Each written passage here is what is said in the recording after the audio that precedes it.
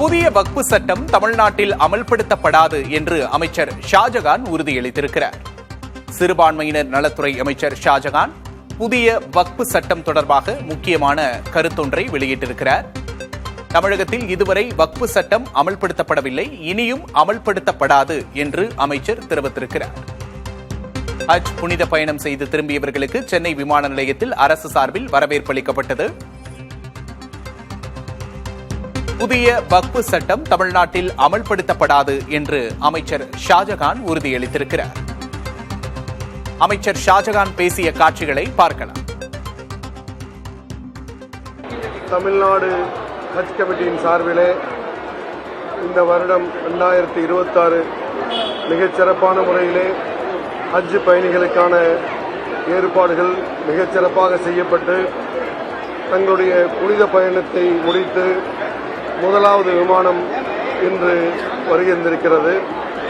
வருகின்றிருக்கக்கூடிய அந்த புனித பயணிகளை தமிழ்நாடு அரசின் சார்பிலே வரவேற்கும் முகமாக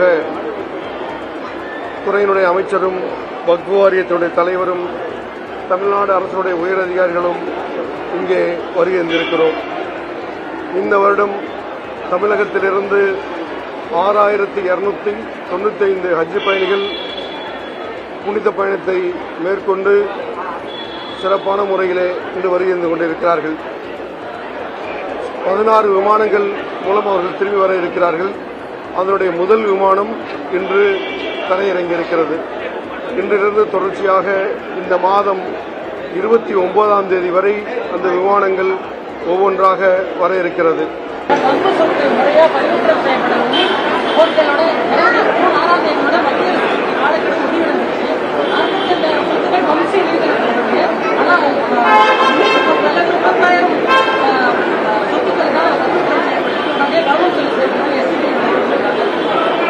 உமீத் போர்ட்டலை பொறுத்தவரை அதில் சொத்துக்களை பதிவேற்றுவதிலே பலவிதமான சவால்கள் இருக்கக்கூடிய காரணத்தினால் இயன்றவரை அதிகாரிகள் அதை பதிவேற்றம் செய்திருக்கிறார்கள். பல பள்ளிவாசல் நிர்வாகிகளும் அதை பதிவேற்றம் செய்திருக்கிறார்கள். விடுபட்டவைகளும் மீண்டும் பதிவேற்றக்கூடிய வகையிலே அதனை மேல்முறையீடு செய்து அதற்கான கால அவகாசத்தை நீட்டிக்கக்கூடிய முயற்சியை நாம் எடுத்து வருகிறோம்.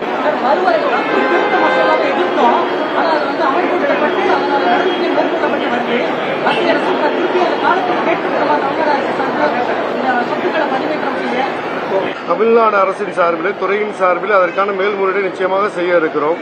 அதேபோல் வக்ஃபு திருத்த சட்டத்தை பொறுத்தவரை தொடர்ச்சியாக இந்த அரசும் அதனுடைய பல சரத்துக்களை எதிர்க்கும் விதமாக தீர்மானங்கள் நிறைவேற்ற இருக்கிறோம்.